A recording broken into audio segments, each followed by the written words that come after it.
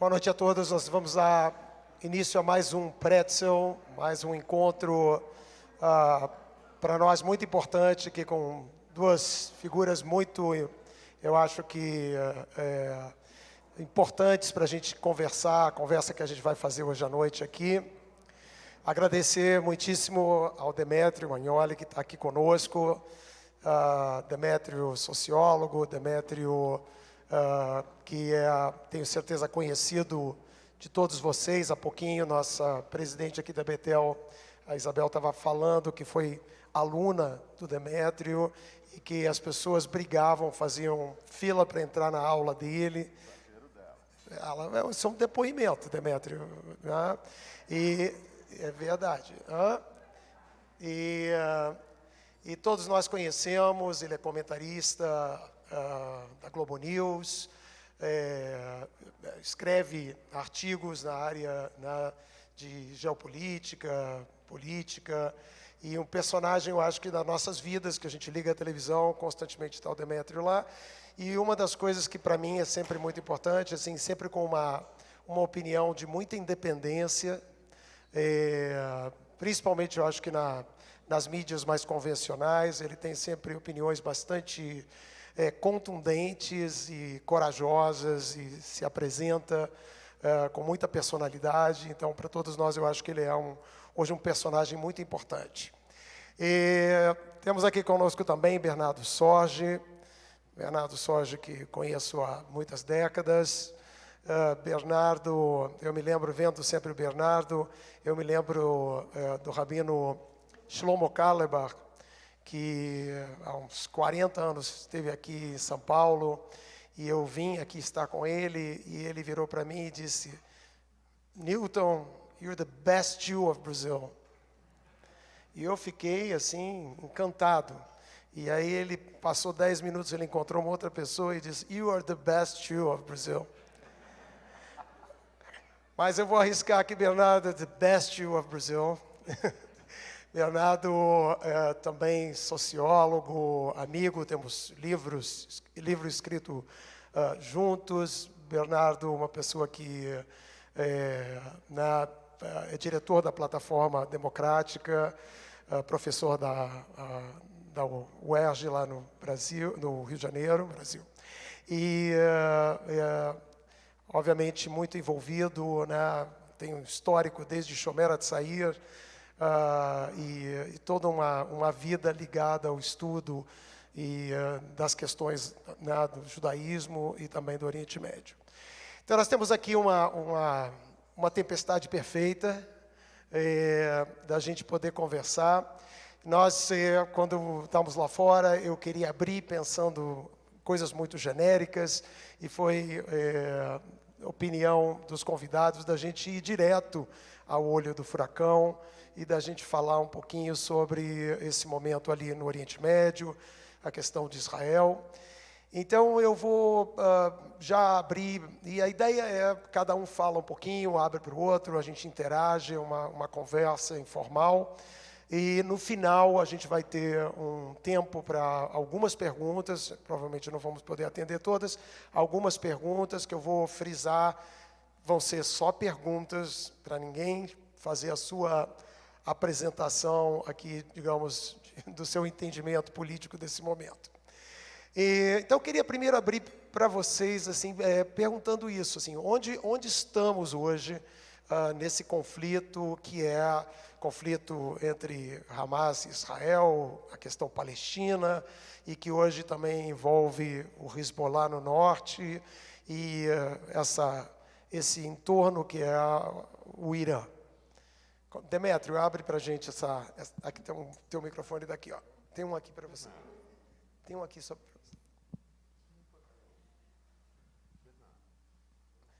Você quer? Bom, pode ser.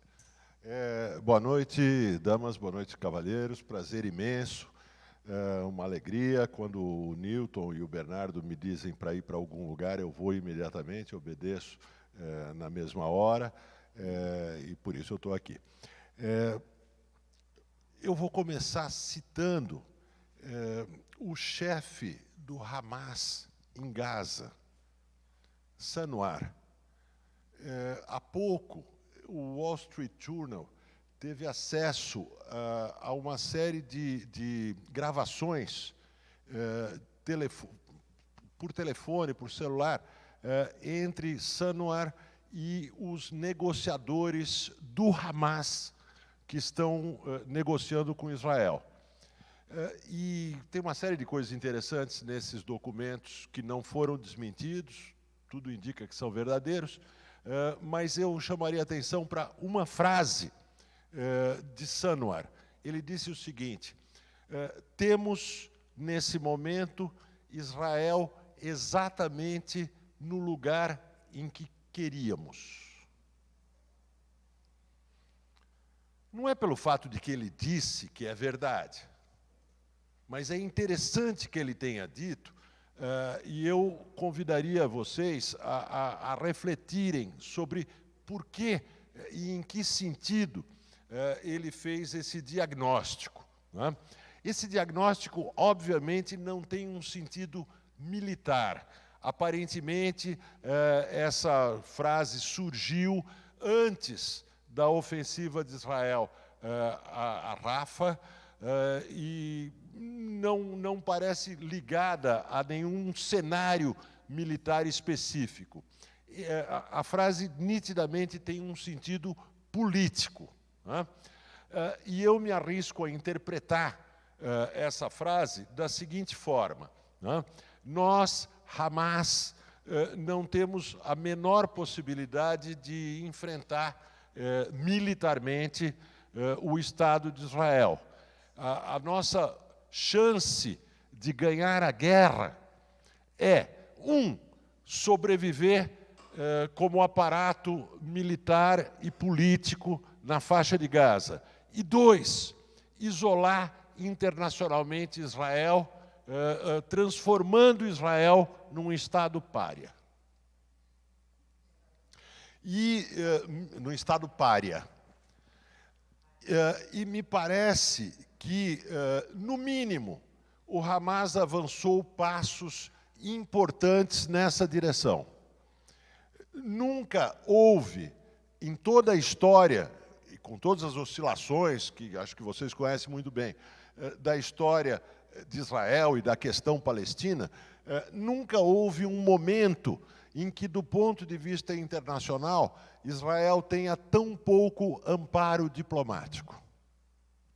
O amparo diplomático que Israel teria na Europa se esvaiu quase completamente. E, pela primeira vez, já houve, né, tensões importantes diplomáticas entre Israel e os Estados Unidos. São várias, acho que vocês conhecem, mas nunca houve uma tensão tão profunda quanto existe hoje entre o governo de Israel e o governo dos Estados Unidos, né? A ONU e outros fóruns internacionais se acostumaram nos últimos meses a condenar Israel sucessivamente. Ao mesmo tempo, e isso é impressionante, e aí está a tragédia, no 7 de outubro do ano passado, abriu-se uma situação na qual o Hamas se mostrou como ele é. O Hamas mostrou a sua alma no 7 de outubro do ano passado, né?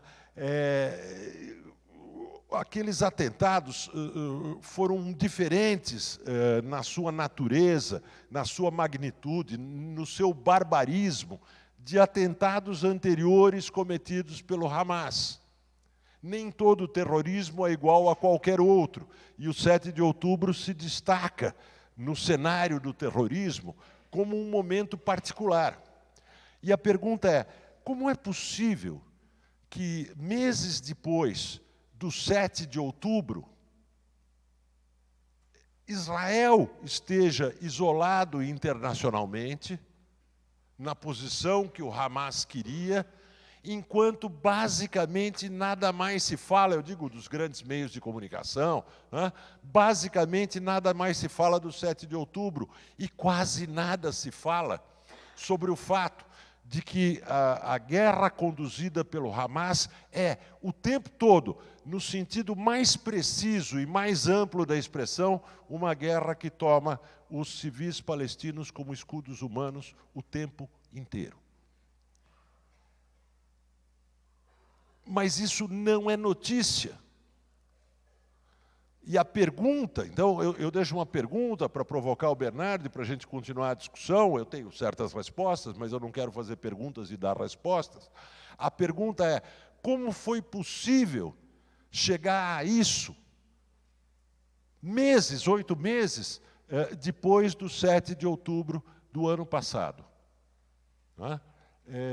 E eu acho que se a gente conseguir, vamos dizer assim, entender pelo menos um pouco de como se chegou a isso, que é uma tragédia, isso é uma tragédia. E não é uma tragédia pequena, é uma tragédia política e é uma tragédia cultural grande. Como foi possível chegar a essa tragédia, talvez a gente, vamos dizer assim, tenha uma visão mais clara do que está acontecendo lá e do que não poderia estar acontecendo. Boa noite a todos, obrigado pelo convite. Estar aqui com dois amigos que aprecio muito, é uma satisfação enorme. Mais perto de você ou mais perto de mim?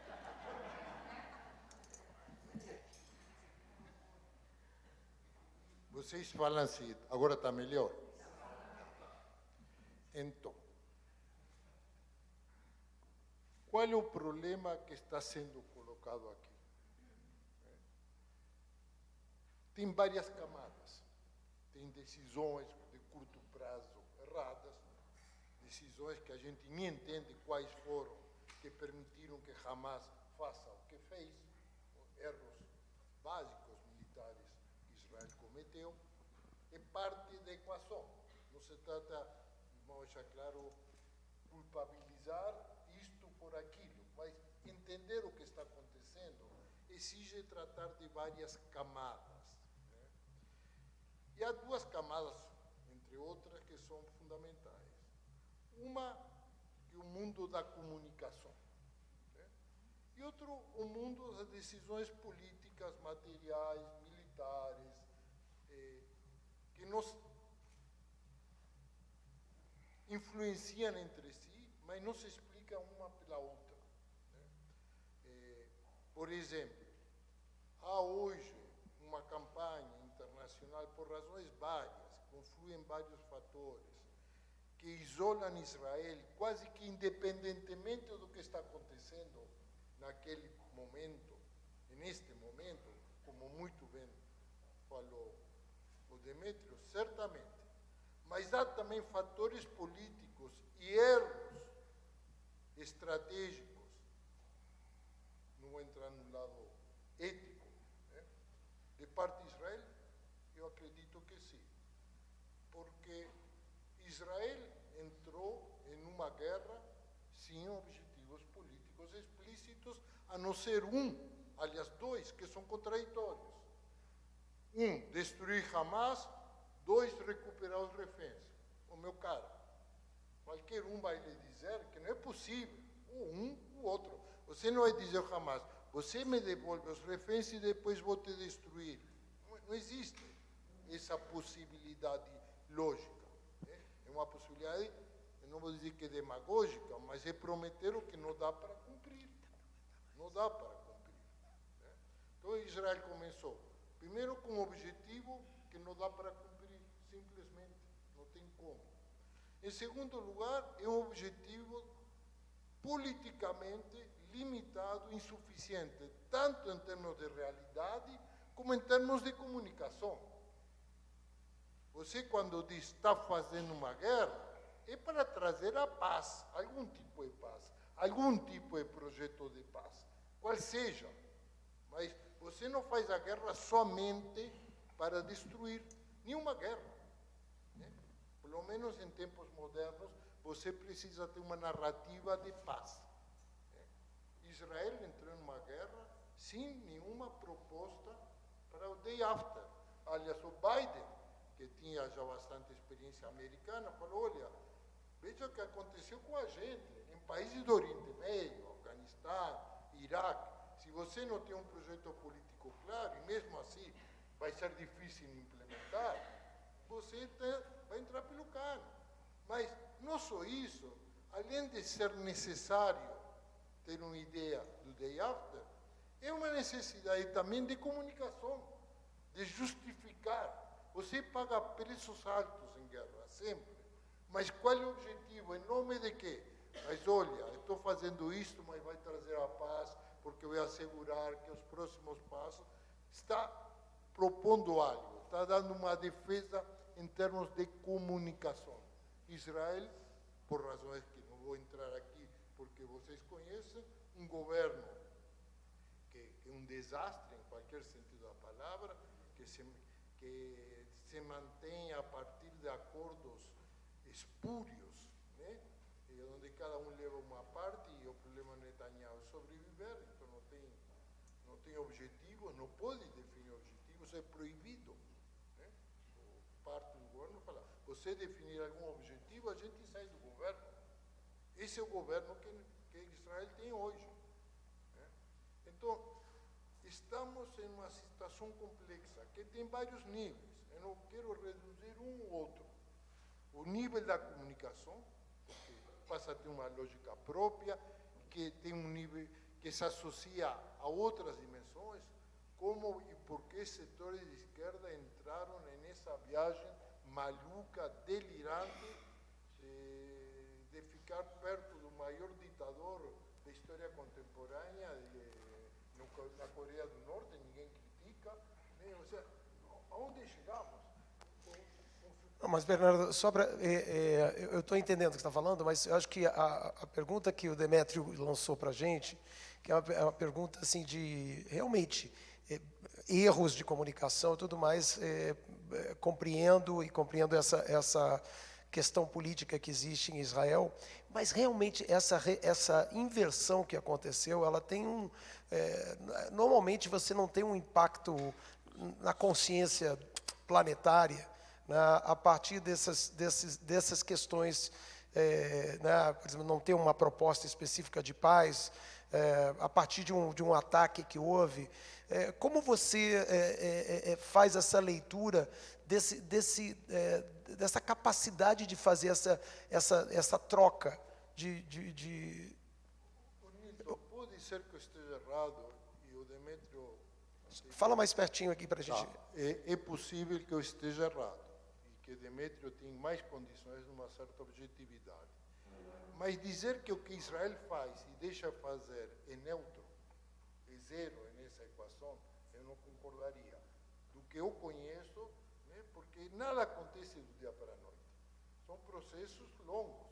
Eu me lembro, 10 anos atrás, tem uma pessoa israelense que era da Organização Sionista Mundial, responsável pela Asbará, pela comunicação hebraica, né? Public Relations. Mas, Bernardo, é quase missão impossível fazer Public Relations com um governo de Israel que fica fazendo erros do ponto de vista de opinião pública bem intencionada. Então, eu não conseguiria avaliar, não tenho certeza que dá para avaliar, mas achar que tudo é uma questão de... Eu tenho um problema, eu não gosto de teorias conspiratórias, embora eu sei que há muitas conspirações o tempo todo, mas e às vezes até funcionam bem, né? Mas eu acho que há um problema, sim, na equação, e eu enfatizo isso, é possível. O viés meu não é só moral, é também onde a gente pode ou não pode intervir. Mas, não é que a gente não temos condições de enfrentar Rússia, China, Irã, máquinas de propaganda. Embora temos o que fazer, não é tão óbvio. Mas naquilo que é nosso pequeno nicho ecológico, eu acho que há mais o que intervir. Porque eu acho que o que aconteceu com Israel, de alguma forma, tem a ver com o fato de que, durante décadas, escamoteamos, sim, em termos de responsabilidade política e moral, tanto em Israel como nas comunidades judias, o que estava acontecendo em Israel. A palavra é escamotear, deixa para lá, está tudo bem, olha as grandes realizações, tá. E hoje, de repente, em Israel, e o problema, só para terminar, e desviar, e aceito que estou desviando, eu não acho que o problema de Israel e o problema da maioria de nós, como membros dessa comunidade, seja o antissemitismo no mundo. Posso estar errado. Eu acho que o problema principal de Israel é que Israel está indo para o precipício como país, porque há divisões internas que estão hoje quase à beira da guerra civil. E não vai sair disso muito facilmente. Pelo contrário, esse eu acho que é a tragédia última de um ângulo muito particular.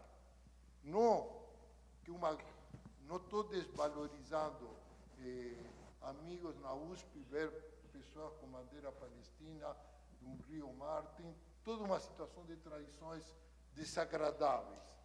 Mas, neste momento, para mim, mais trágico não é a capacidade de Israel se defender, que eu acredito que existe, que Israel tem condições de se defender, em aliança com os Estados Unidos, sem Estados Unidos não há futuro, mas é o próprio Estado de Israel vivendo uma situação de desgarramento quase total. Vou parar por aqui porque eu desviei, eu queria... Não, eu não acho que você desviou, Bernardo. Eu acho que você falou duas ou três coisas que vão direto ao ponto. Você falou que isso não aconteceu do dia para a noite. Você falou de nós escamoteamos. E você falou da falta de um day after. E eu queria sugerir uma hipótese para explicar essas três coisas. Por que o governo de Israel não apresenta um day after?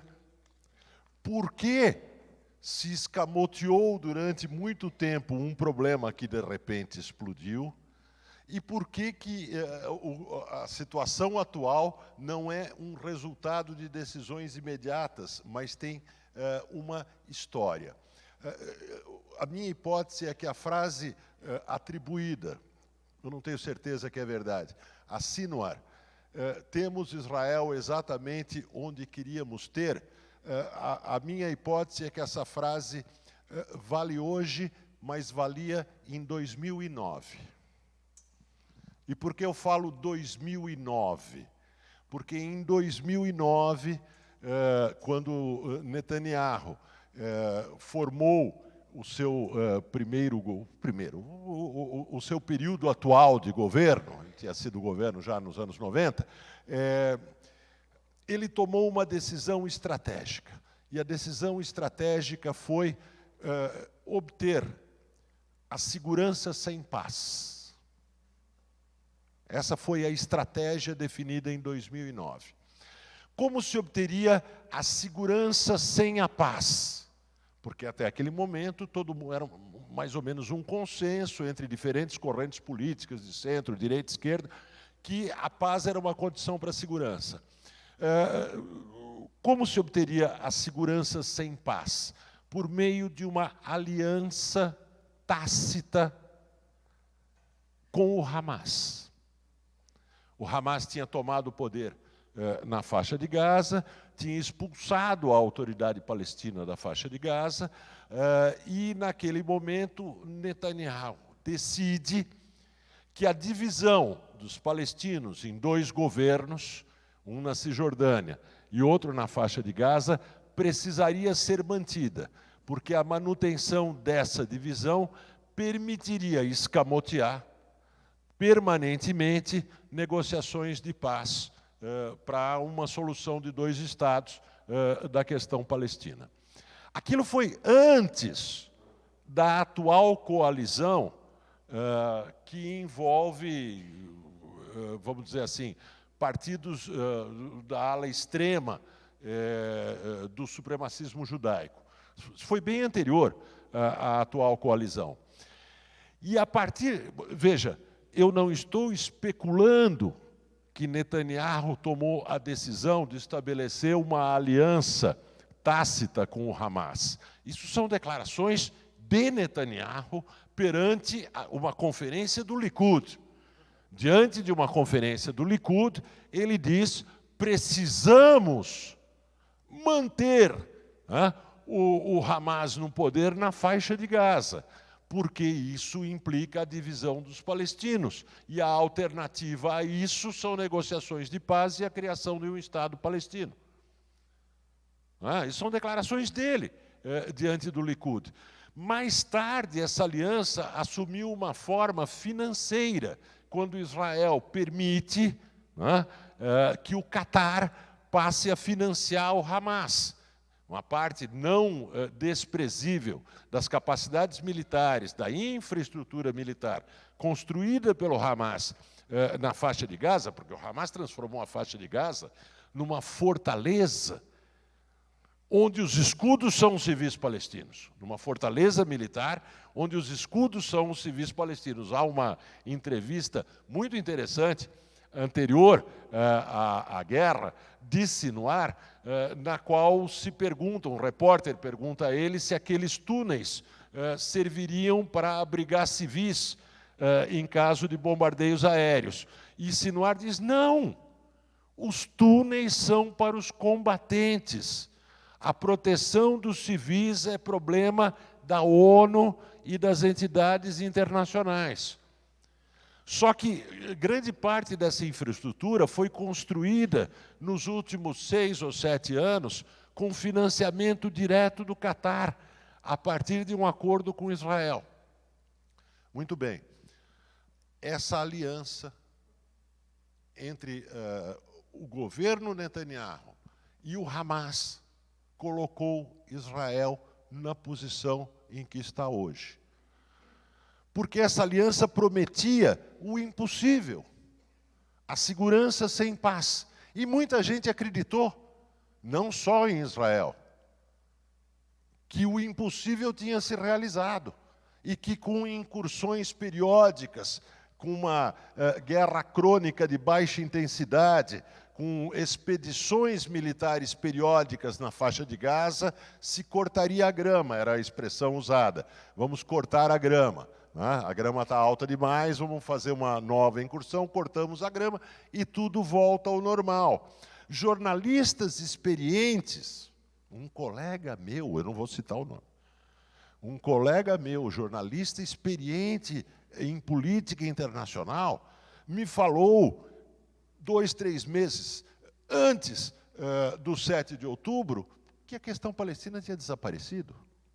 Porque os palestinos perderam para sempre e serão esquecidos no mundo. E, de repente, isso se torna o principal conflito internacional, colocando uma nuvem de sombra, inclusive, sobre a guerra na Ucrânia. Então, Israel se colocou, através do governo Netanyahu, numa encruzilhada sem saída, ao aceitar o Hamas como parceiro, porque existia uma alternativa, e a alternativa era negociar seriamente um acordo de paz com a autoridade palestina, que tem todos os defeitos do planeta. Eu não preciso de uma aula sobre os defeitos da autoridade palestina, e os palestinos não precisam. Porque aquilo lá é uma desgraça. Aquilo lá é uma corrupção deslavada, uma corrupção autoritária, onde se prende qualquer dissidente. Eu sei disso. Mas a autoridade palestina reconheceu o Estado de Israel. Você não faz acordos com inimigos puros. Você faz acordos com impuros, mas com impuros que estão disponíveis para fazer um acordo. Se Israel tivesse negociado com a autoridade palestina, produziria uma erosão na popularidade do Hamas e na capacidade do Hamas de governar a faixa de Gaza como uma fortaleza militar no qual os civis são reféns do Hamas. Mas se fez o contrário disso. E o contrário disso leva às escolhas atuais do governo de Israel. A escolha atual do governo de Israel é dizer que haverá uma vitória militar absoluta, coisa que não acontecerá, que haverá uma vitória militar absoluta com o extermínio do aparato político e militar do Hamas. Os chefes militares de Israel não acreditam nisso. Isso é a conversa. Hoje declararam que isso é jogar areia nos olhos da população. Nos olhos da população, sim. Os chefes militares de Israel não acreditam nisso, né? E depois da hipotética derrota militar total do Hamas, a faixa de Gaza seria governada por palestinos que serão escolhidos lá em Gaza. Isso não quer dizer nada. Ou, na prática, isso quer dizer o seguinte: a faixa de Gaza será governada por gangues armadas sob supervisão militar de Israel. Essa é a proposta do governo Netanyahu para o pós-guerra, que gangues vão dirigir, as gangues que estiverem melhores armadas, fragmentos de coleções de gangues, dirigirão a faixa de Gaza. Eu vou terminar para dizer, é uma desgraça, porque existia uma alternativa. Na verdade, ainda existe uma alternativa. Existe uma alternativa porque os países árabes, com exceções, vamos dizer, periféricas, a Síria é uma exceção, os demais países árabes estão com o Hamas por aqui, com o Hezbollah por aqui e com o Irã por aqui. E os países árabes se mostraram, e ainda se mostram, por incrível que pareça, dispostos a fazer uma parceria com Israel para organizar um futuro para a faixa de Gaza, desde que isso signifique um túnel na direção de um Estado palestino no futuro. Então, se teria a possibilidade de se alcançar a segurança com paz, uma segurança garantida por acordos de segurança. Essa é a proposta explícita entre Israel e os países árabes. Com o desarmamento das facções palestinas que não reconhecem o Estado de Israel. O que impede isso? O atual governo de Israel. O atual governo de Israel é um perigo maior a Israel do que o Irã, o Hamas e o Hezbollah. Só para completar,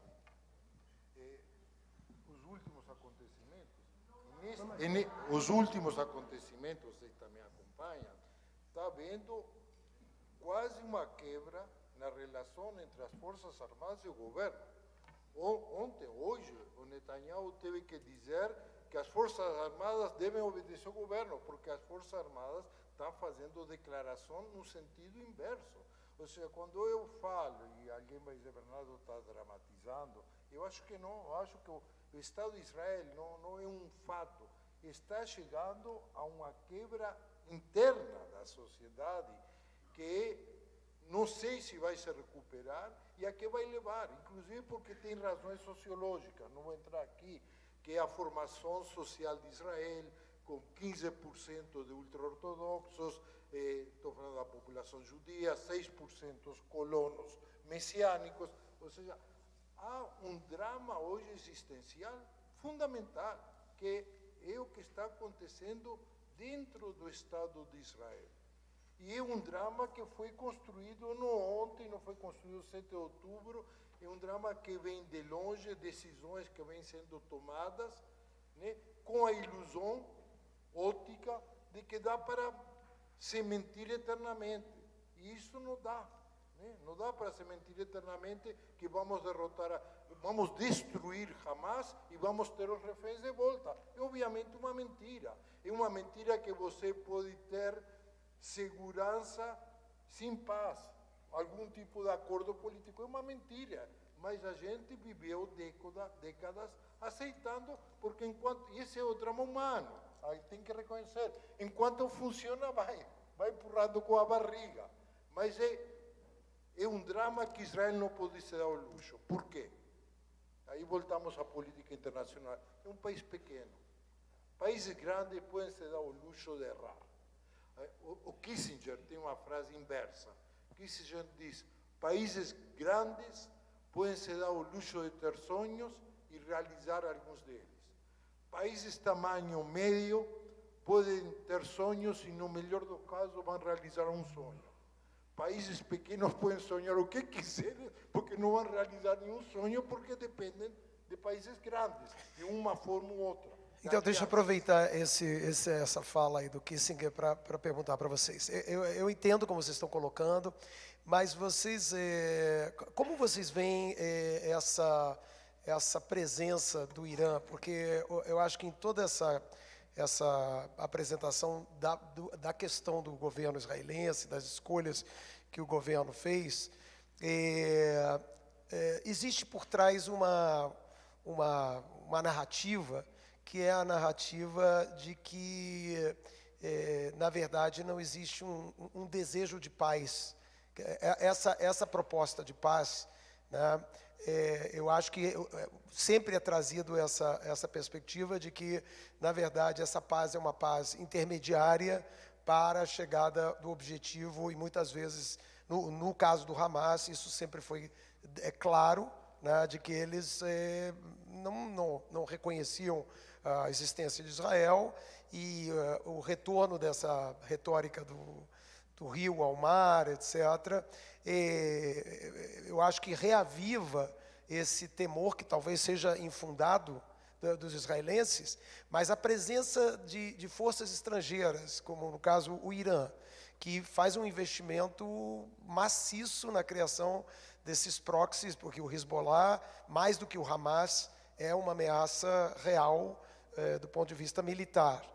E hoje tem a ameaça do Iraque se transformar também numa possibilidade de outras proxies, fora falado aquela coisa lá no Iêmen, né?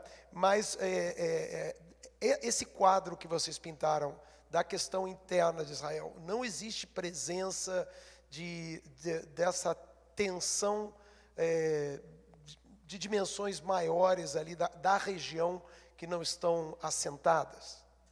Você me permite entrar, porque você... Sim, não. Israel fez paz com o Egito, já faz... sim e não. Israel já fez a paz com o Egito 30, 40 anos atrás, está aí, a paz funciona, né? Com Jordânia, e na direção do que falou Demétrio, há uma possibilidade de um acordo. Mas Bernardo fez paz depois de ganhar guerras, né, e ganhar uma guerra de 67, depois na guerra de 73, um empate técnico, etc., em que Israel entregou de volta. Então, assim, houve ali uma paz que não foi, digamos assim, como dizer assim, no território ideológico. Não, a paz foi feita, obviamente que a guerra de Yom Kippur, na versão egípcia, fez bem para o Egito, porque o Egito falou, essa ganhamos nós, vocês ganharam, tudo bem, mas, primeiro, com Irã não há guerra, não haverá guerra, não acredito, fica a 1.500, 2.000 quilômetros de distância, é outro mundo, vou chegar lá. A única possibilidade de Israel enfrentar Irã com seu poder econômico, militar e as alianças geopolíticas é fazer alianças geopolíticas similares que mencionou Demétrio com a Arábia Saudita. Agora, mas se isso vai assegurar, olha, o que a gente sabe é que nas relações internacionais não existe eternidade para nada. Você faz o possível dentro de um contexto geopolítico determinado. Dentro desse contexto geopolítico, existe uma proposta de paz da Arábia Saudita? Existe. Existe uma possibilidade de acordo estratégico. Gente, no último ataque do Irã, Jordânia abriu espaço aéreo para Israel, abater os foguetes iranianos, e possivelmente a Arábia Saudita também. Então, mas isso não é suficiente. Garantias nunca vai ter mais do que dadas pela realidade. Agora, dentro só que a Arábia Saudita precisa, para fechar frente ao público interno, ter algum acordo que permite dizer que também os judeus palestinos terem alguma coisa. É um acordo que está escrito, vai demorar muitos anos. Para Israel não tem custo. Olha, o bom de ser velho, estava brincando, é que você se aproxima a uma certa idade que pode ser presidente dos Estados Unidos, né?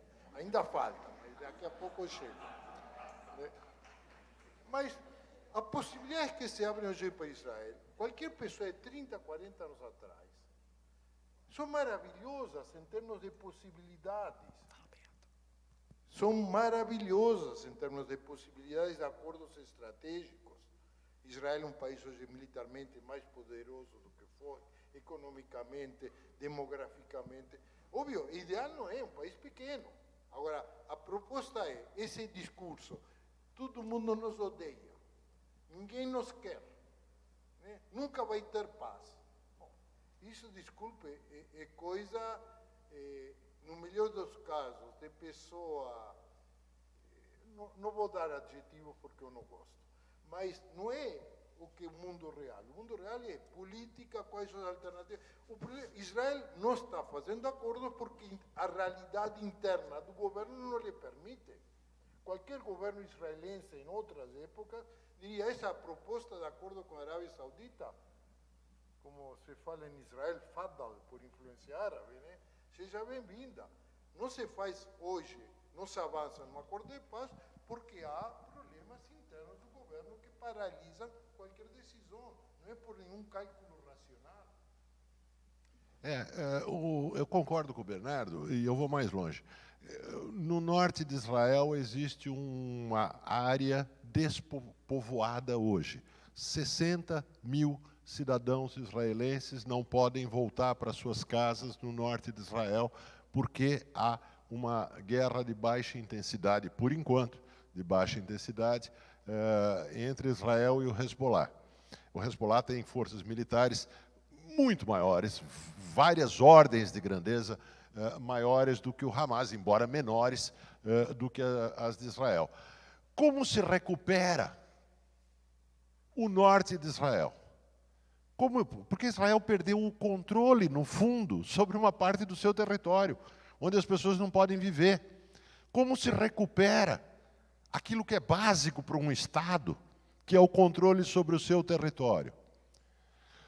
Alguém pode responder, bom, tem gente que responde isso no governo de Israel, bom, invadindo o Líbano. Invadindo o Líbano.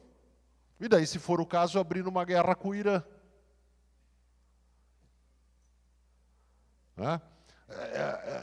Essa é uma proposta autodestrutiva ao extremo. Existe uma outra opção que nunca esteve à mão de Israel tão perto como está hoje. Uma aliança de segurança com a Arábia Saudita, Emirados Árabes Unidos e os demais países árabes da região. Nunca houve essa possibilidade. Mas não foi essa possibilidade que porque nós temos uma situação... Porque esses países, só uma coisinha, Newton, porque esses países precisam dessa aliança. Porque o Irã criou uma teia de proxies na região, né? No Iêmen, no Líbano, está criando no Iraque, que desestabiliza toda a região e desestabiliza esses países. Então, não é que eles querem, por uma razão, vamos dizer assim, ética, garantir a sobrevivência de Israel. É que eles precisam da estabilidade regional para eles. E a aliança com Israel daria essa estabilidade regional. A promessa da aliança é um tratado de segurança que implicaria que esses países se engajariam no desarmamento das facções dispostas a combater Israel. Não é do dia para a noite, não se desarma de repente do dia para a noite, mas é um isolamento extraordinário que você teria do Irã na região. Eu entendo isso, mas a minha pergunta então é isso ou uma guerra com o Líbano, com a o guerra, Hezbollah? eu acho que essa guerra, obviamente, ela é, além dela criar para Israel questões até de sobrevivência, porque ela vai entrar, ela já está com problemas nesse momento, mas a minha leitura é que, obviamente, o 7 de outubro, e quando o Sinwar lá diz que Israel está no lugar que queria, eu acho que, obviamente, houve um planejamento. Quando você é uma força menor e você vai machucar o outro da maneira que foi o 7 de outubro, você tem um projeto, você tem uma ideia. Uma das coisas claras que foi dito aqui é usar aquela população como escudo humano, né, usar esses túneis, dá para entender qual é a formulação do ponto de vista estratégico para suportar alguma vitória no final. Mas a pergunta é se isso não foi, assim, calculado, mas calculado porque é o ano que antecede as eleições americanas. Porque o Irã, exatamente porque não queria que se concretizasse essa união entre sunitas e Israel, e, portanto, o Irã deliberadamente deflagrou esse processo, inclusive num processo de traição, no sentido desse conluio entre o governo de Israel, Hamas, e essa paz que supostamente deveria estar acontecendo, porque havia recursos que haviam sido liberados, porque havia uma leitura, inclusive, política e talvez da inteligência, de que nesse momento estava tudo ok com o Hamas, portanto houve aquela fragilidade fronteiriça e tudo mais. Mas a pergunta é, não tem um agente aqui pensando e usando a fraqueza desse governo, com essas escolhas que fez esse governo, mas não tem um agente deliberado que imaginou Israel lutando com uma mão e a outra algemada, e os Estados Unidos, e aí vem a pergunta que eu também quero trazer para vocês, que é a presença de propaganda, porque o lugar que Israel está, que o Sinuar diz, ele não é militar, como você claramente falou, ele é político, né? Político principalmente porque travou essa união ali de estados mais moderados, modernos, árabes com Israel. Mas mais do que isso, Israel ficou exposta também a outros tipos de armamentos que, se Israel é poderosa, né, em certos tipos de balísticas, né, tem um lugar onde Israel e os judeus são muito vulneráveis. Então, esse lugar que Israel está, que Sinuar acha que é perfeito, não tem a ver com também essas mãos amarradas do governo americano, mãos amarradas que o governo e Israel, do ponto de vista militar, tem hoje por conta das eleições americanas, e o uso de uma máquina de propaganda, né, usando, obviamente, tem essa história que vocês mencionaram, tem uma coisa que foi deliberadamente jogada para debaixo do tapete, e tem uma conta a ser paga.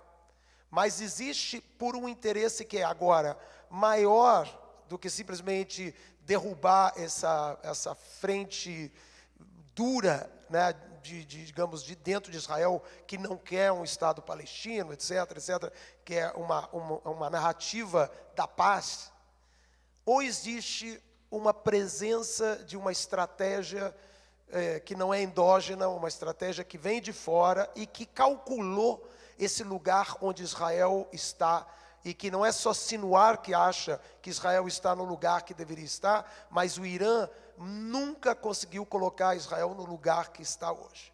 Isso, o que você diz, cada fato histórico confirma a questão. Quando Rabin foi assassinado, teve eleições em Israel. Quem ia ganhar, com certeza, era Shimon Peres. E ele perdeu. Por que ele perdeu? Porque Hamas fez vários atentados terroristas.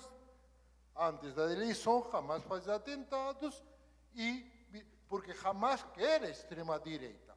Agora, meu caro, quando você tem um inimigo, ou você tem capacidade de ter uma estratégia melhor, neutralizar, que Hamas sabe o que ele quer, que Irã sabe o que ele quer, a gente sabe. Agora, culpar eles por saberem o que eles querem, isso é, no mínimo, ingenuidade. Eles estão fazendo as coisas do ponto de vista do interesse dele.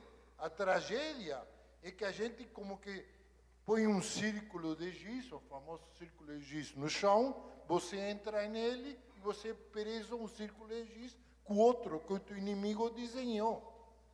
E neste caso, não foi pura ingenuidade, a extrema-direita israelense sempre fez esse jogo com o extremismo palestino. É o drama histórico, que culpar Hamas por ser Hamas, meu caro, não dá. Agora, culpar o extremismo israelense por ser extremismo israelense dá, porque é nosso lugar. O problema do palestino, espero que enfrentem os extremistas deles. Agora, nós temos um problema. Hamas fez tudo o que você me falou. Agora, e nós, cara pálida? Aonde estamos? Por que estamos errando tanto?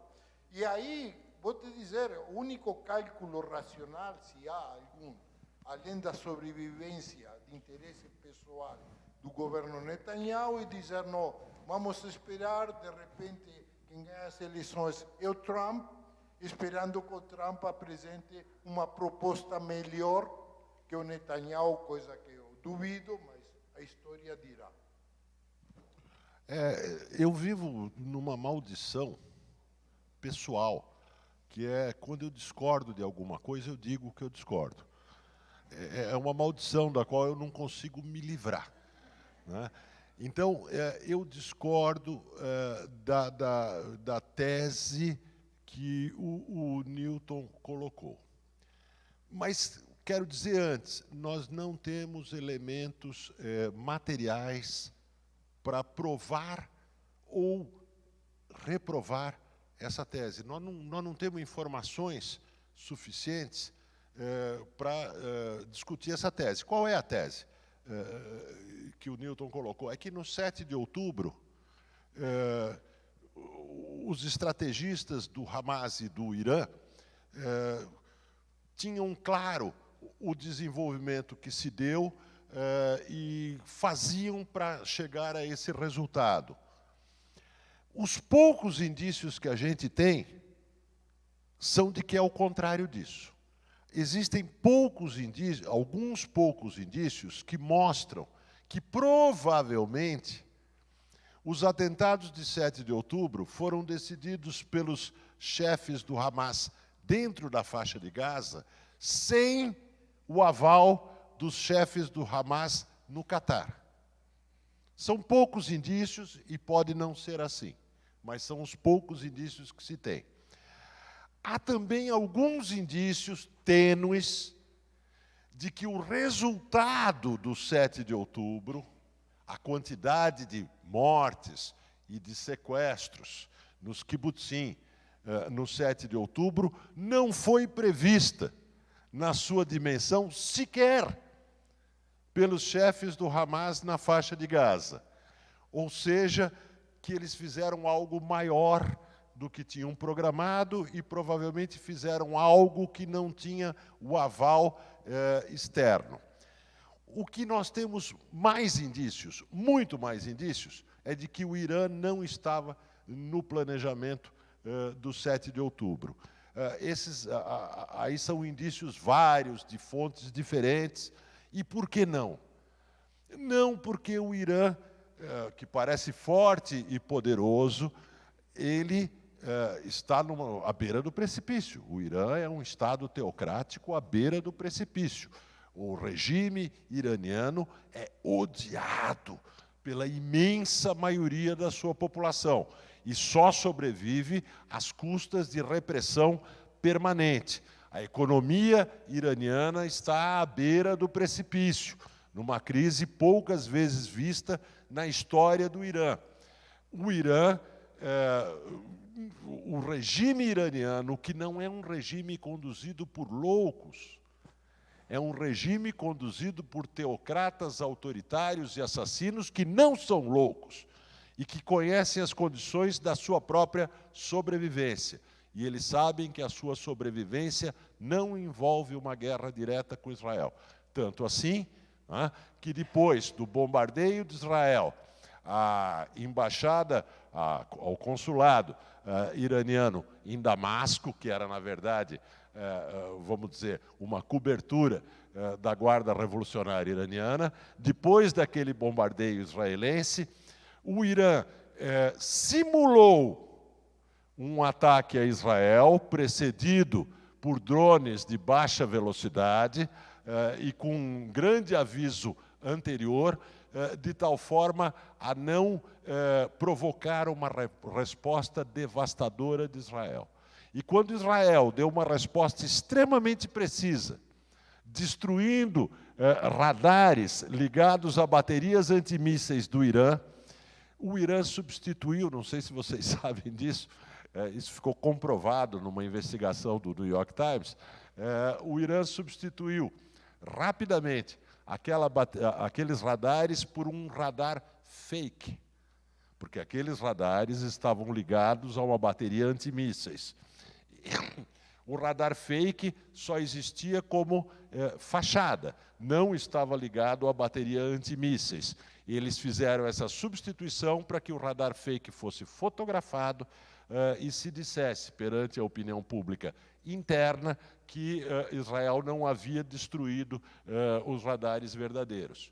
O Irã não está em condições de entrar em guerra com Israel. Israel também não está em condições de entrar em guerra com o Irã, né? Mas o Irã não está em condições de entrar em guerra com Israel.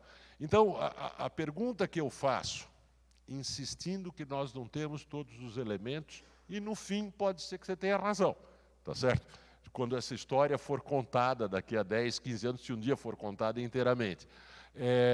Mas insistindo que eu discordo dessa tese, eu pergunto, se depois do 7 de outubro, Netanyahu tivesse desfeito a sua aliança com os supremacistas e tivesse aceitado um governo temporário de coalizão com os partidos de centro, de oposição, e esse governo de coalizão conduzisse uma guerra com um plano de day after que envolvesse um acordo com os países árabes e com a autoridade palestina, isolando o Irã e isolando o Hamas, em acordo com os Estados Unidos, que pretendem promover esse acordo entre Israel e a Arábia Saudita, se isso tivesse acontecido, o Hamas teria sido derrotado.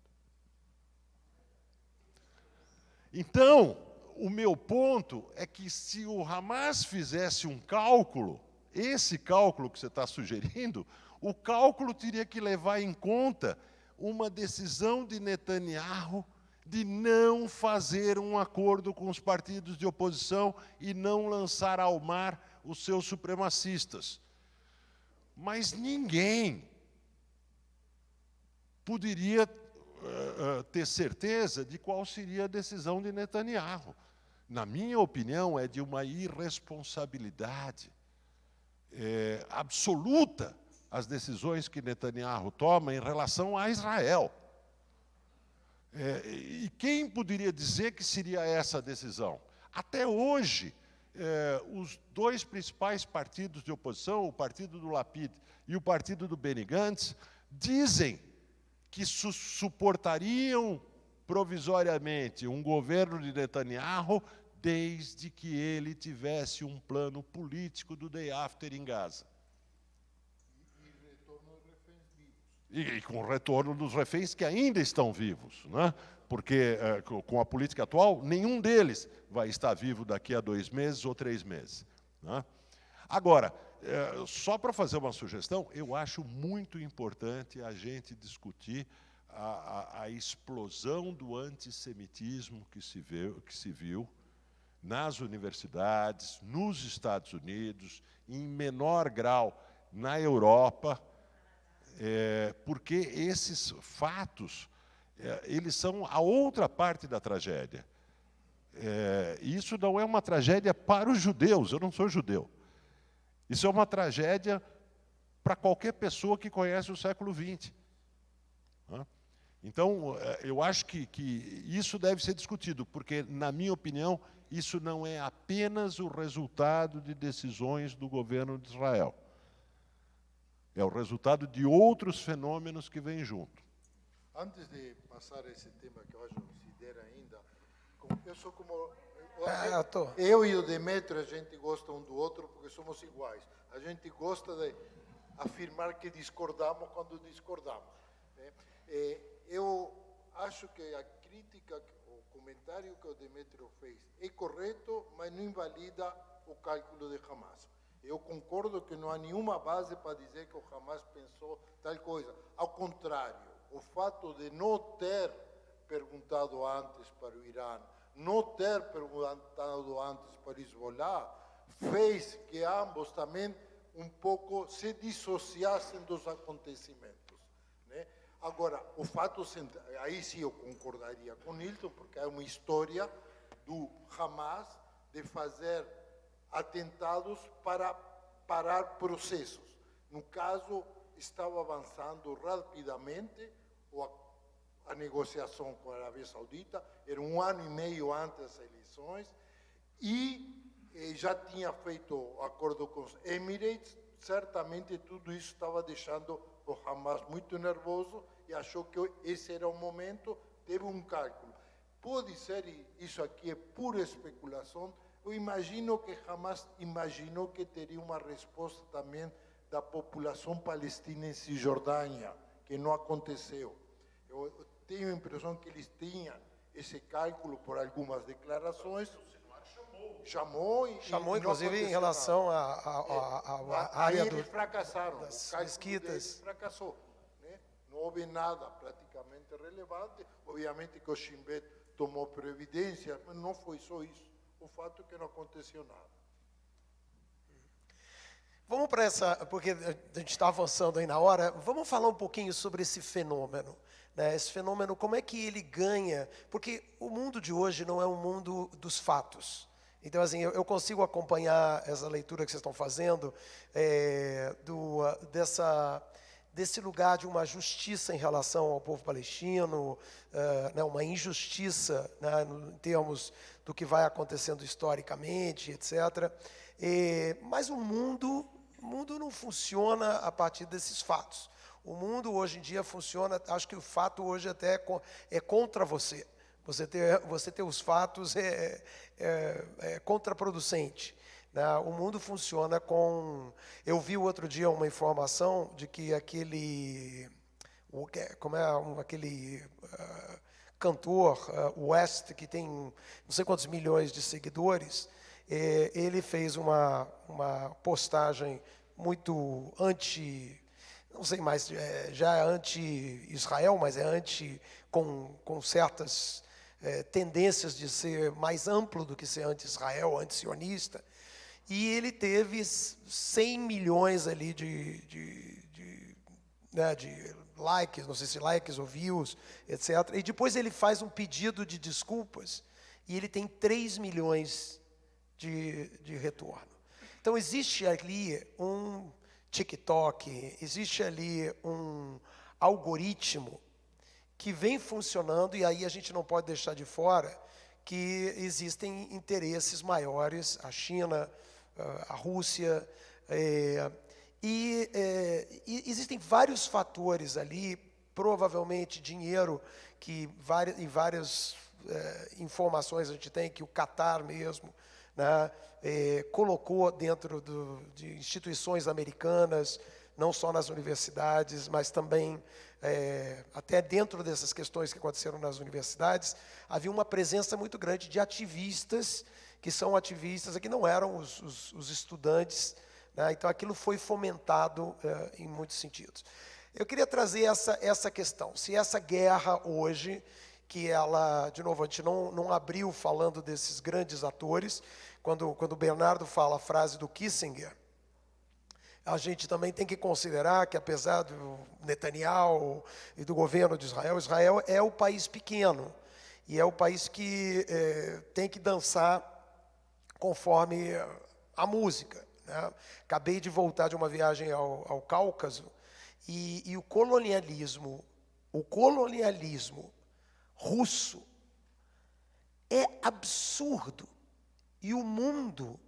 Países que querem sua independência, que querem viver livremente, os jovens querendo viver uma vida, e eles vivem sobre uma ameaça constante russa, né? E o mundo não existe uma fala sobre isso, né?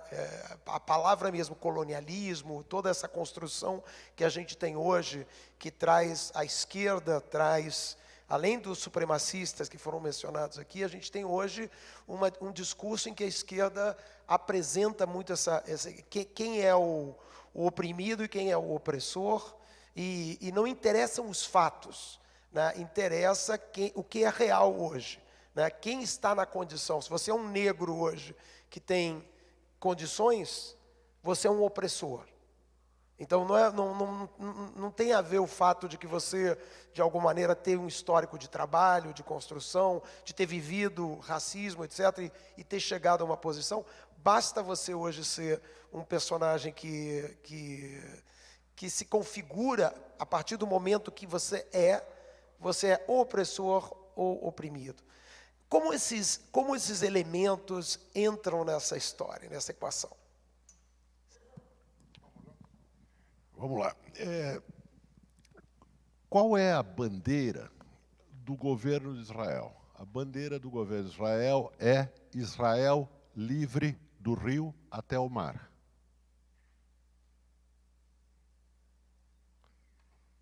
Netanyahu não falou essa frase, mas é a bandeira dele. Essa frase é dita pelos dois ministros, Smotrich e Ben-Gvir, os dois ministros supremacistas do governo de Israel. Israel livre do rio até o mar. Qual é a bandeira do Hamas? Palestina livre do rio até o mar. Existe uma inclinação ingênua a se dizer, bem, Palestina livre do rio até o mar, que é uma bandeira antissemita óbvia.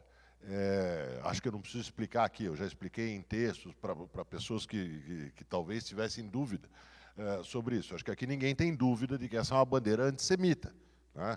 O antisionismo aí é só um esconderijo, um mau esconderijo, para o antissemitismo. Mas existe uma inclinação a dizer, bom, a bandeira Palestina livre do rio até o mar, ela teria uma certa justificativa, porque a bandeira de Israel, do governo de Israel, é Israel livre do rio até o mar. E aí nós atribuiríamos, e eu estou usando o condicional, essa explosão de antissemitismo às posições do governo de Israel, o que é um erro. Porque, na minha opinião, não se deve atribuir, o fenômeno é outro, é mais amplo e é mais grave do que as posições do governo de Israel. Quando a gente pega a bandeira Palestina livre do rio até o mar, essa bandeira se apresenta em duas versões, uma versão carnívora e uma versão herbívora. A versão carnívora dessa bandeira é aquela do Hamas, está na carta do Hamas. É a obrigação dos muçulmanos matar os judeus e eliminar Israel. Isso é a carta original do Hamas, tá certo? Essa é a forma carnívora de se dizer Palestina livre do rio até o mar. Mas existe a fórmula herbívora, que é comentada na USP. USP eu estou usando genericamente. Na PUC, em qualquer outra universidade, por 90% dos sujeitos que falam sobre esse assunto. Qual é a forma herbívora? Não, eu não quero violência. Eu quero um Estado plurinacional único do rio até o mar. Né? E aí é preciso explicar calmamente para quem ouve essa frase, que parece tão herbívora, que é extraordinário, único e singular que algum não israelense proponha dessa forma o fim do Estado de Israel. Não se conhece não americanos que proponham o fim dos Estados Unidos, não brasileiros que proponham o fim do Brasil, não russos que proponham a destruição da Rússia, como se isso fosse uma posição intelectual. Você não propõe a destruição de outro Estado, porque um outro Estado, não é uma figura no mapa. Um outro Estado é um conjunto de direitos de cidadania que são direitos práticos, reais, objetivos, que uma população tem. Então, você está propondo tirar esses direitos em nome do Estado binacional futuro, de alguma coisa que um dia aparecerá que ninguém sabe o que é. Você está propondo exterminar direitos práticos de uma população. Tem alguém que tem direito moral de fazer isso? Tem. Um israelense. Eu não falei um judeu. Eu falei um cidadão israelense tem o direito de chegar em Israel e falar: eu proponho num plebiscito que a gente acabe com o Estado de Israel e forme um Estado binacional em toda a região. Tem direito. Aí ele pergunta para os seus concidadãos se eles querem fazer isso. É democrático. Ele vai perder. Ele vai perder, é uma proposta que vai ter uns 6, 7 votos, mesmo em Israel, onde tem tanta fragmentação política, mas ele vai perder. Um estrangeiro, seja judeu ou não judeu, não faz a menor diferença. Fazer essa proposta é extraordinário, mas se faz em relação a Israel. Não se conhece outro país que seja submetido a essa proposta. A proposta de que o país desapareça. Não tem outro exemplo. Veja, sempre existiu, o antissemitismo tem várias fases, eu não vou contar a história do antissemitismo, para quem sabe melhor do que eu a história do antissemitismo na Idade Média, a diferença dele no século XIX, e como ele se transformou no século XX, e como ele veio depois do Holocausto. Mas, ao longo da maior parte do século XX, o antissemitismo teve a sua raiz principalmente, mas não unicamente, na direita. Isso não quer dizer que a esquerda esteve livre disso. É famosa a frase, né, sobre os socialistas antissemitas, que são os idiotas, né, do Augusto Bebel. O antissemitismo é o socialismo dos idiotas, famosa frase do Augusto Bebel, lá atrás. Então, sempre existiu também pela esquerda, mas foi predominantemente um traço da direita. Isso mudou. Ainda existe o antissemitismo de direita. A Marine Le Pen está acabando de suspender e talvez expulsar um deputado do partido dela na França por uma frase grosseiramente antissemita às vésperas da eleição francesa, mas ele se tornou predominantemente de esquerda, hoje. Ou seja, o socialismo dos idiotas tomou grande parte da esquerda internacional. De onde vem esse fenômeno? Isso é uma discussão cultural, política, extremamente importante, na minha opinião. E veja, é só uma opinião, porque isso aqui dá uma discussão imensa. Na minha opinião, porque depois da queda do Muro de Berlim, a esquerda, órfã do socialismo real, retrocedeu a bandeiras e dogmas expressos de uma maneira caricatural e cada vez mais primitiva do ponto de vista intelectual dos anos 60. Especialmente um dogma, a ideia de imperialismo. A ideia de imperialismo, que já era uma ideia primitiva quando foi formulada lá atrás, na virada do século XIX para o século XX, se tornou uma caricatura dela mesma. Imperialismo quer dizer os atos dos Estados Unidos, que devem ser, vamos dizer, repudiados. E por isso se apoia Putin na questão da Ucrânia, né? E por isso ninguém fica muito indignado com as atitudes do regime teocrático do Irã. Ou seja, a mesma esquerda que defende bandeiras identitárias e o lugar das mulheres na sociedade no Ocidente, fica pouco indignada com o que acontece no Irã, porque o Irã é inimigo dos Estados Unidos, porque Putin é inimigo dos Estados Unidos e por aí afora. E a partir dessa narrativa primitiva,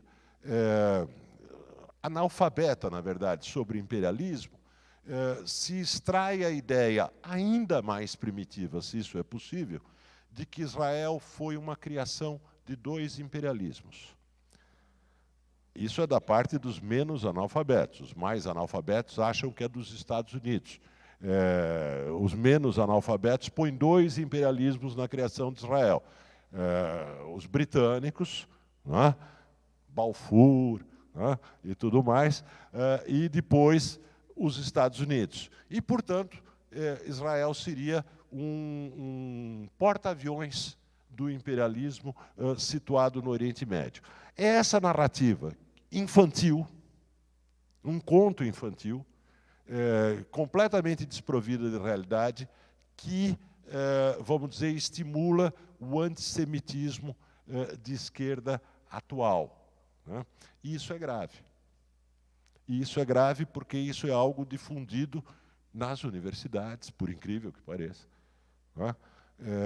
Difundido na imprensa, difundido nos meios de comunicação, difundido nas redes sociais. No fundo, falta um pouco de escola. As pessoas não sabem como surgiu Israel. As pessoas não sabem, e realmente não sabem, que Israel surgiu do antissemitismo, de décadas e décadas de antissemitismo que culminaram no Holocausto, e que uma série de pessoas, fugindo da perseguição, se estabeleceram ali. Ou seja, que o imperialismo não tinha nada a ver com isso, e que essas pessoas estavam ali por falta de qualquer outra opção para sobreviver. E veja, eu vou terminar e passar para o Bernardo, para dizer, e por que há tanto interesse aqui nessa sala por discutir esse problema? Porque nós somos judeus. Eu não sou, mas vocês são. Porque nós somos judeus. Até aí, é preciso explicar isso. E qual é a explicação disso? A explicação disso é que os habitantes de Israel atual estão lá porque foi lá que eles encontraram a segurança, fugindo de perseguições. Então, Israel é a pátria número 1 dos habitantes de Israel, e única. Mas os judeus que não habitam Israel têm em Israel a sua pátria número 2. E têm em Israel a sua pátria número 2 porque não acreditam que o antissemitismo tenha sido exterminado. Então, Israel é o plano B. E é preciso dizer que tem razão, porque, de fato, o antissemitismo não foi exterminado. Se tornou um fenômeno mundial extremamente importante. E eu não acho que isso seja pela irresponsabilidade extrema, pelos crimes do atual governo de Israel. Eu acho que o fenômeno é mais amplo. Mas é claro que o atual governo de Israel dá a sua ajuda para esse fenômeno. Bom, depois da realmente excelente... Depois, é que eu não quero...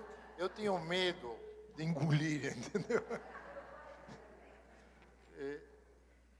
Não, tudo que o Demétrio falou, eu acho excelente, obriga a pensar e até quase diria, vou parando por aqui. Eu só, para complementar, né, eu acho que há parte do que está acontecendo no mundo é uma crise, há um vazio. Né? Alguém escreveu um livro sobre o niilismo no mundo de hoje. Algo de autodestrutivo, de perda de substância intelectual, tudo que a gente vê, né, nessas manifestações, se chama esquerda. O que significa exatamente que eles são de esquerda? Pelo menos aqueles que vêm de uma certa tradição de esquerda que passava por procurar entender o mundo, explicar, justificar. Muitas vezes, hoje a gente pode mostrar que a gente se enganava. O engano é parte da condição humana. Mas eu acho que vivemos, sim, tudo isto de alguma forma, e não vou alongar porque exigiria um outro tipo de reflexão, uma crise da democracia. A parte disto passa por uma crise da democracia. Parte disto deve ser dito, sem querer diminuir o fenômeno, nas universidades, muitas vezes, não é a primeira vez na história, que se entra em viagens de um fanatismo cego religioso, né, apoiando causas que depois se mostraram que eram causas desumanas, destrutivas. É. Gente, Revolução Cultural, não se sabe se morreram 20 ou 40 milhões, e eu estava na França com jovens, né, das universidades com livro vermelho de Mao, né? Ou seja, a história nunca começa hoje, né? A gente vai procurar fake news, com todo respeito para os produtores de fake news, nada se compara com o que fazia Stalin ou Hitler. Incomparável o que eles faziam. Limpavam fotos, tiravam pessoas, mudavam tudo. Ou seja, a história tem história. E qual é o problema que eu acho que nós estamos vivendo, todos nós? Estamos saindo de uma certa época dourada, excepcional na história humana, totalmente excepcional, de algumas décadas, onde, com todos os problemas existentes, parecia haver uma certa pacificação internacional, parecia haver um avanço das democracias no mundo, nada perfeita, mas avançando. Então, nós somos, bem ou mal, produtos desse mundo. E perdemos a perspectiva histórica que nos indicaria que aquilo que a gente viveu é exceção. Obviamente que o desafio intelectual, político, é tratar de entender o que hoje é de novo e que é velho, o que está se repetindo e que está surgindo, que os instrumentos do passado não são suficientes para tentar enfrentar. Eu acho que vivemos tempos muito novos, em certa forma, em termos de estado de ânimo, de meios de comunicação, coloca desafios enormes, dentro do qual se coloca esse tema do antissemitismo, do rio para o mar, que nós sabemos, o Demetrio fez bem em lembrar, do rio para o mar começou como um slogan da extrema-direita israelense, não de hoje.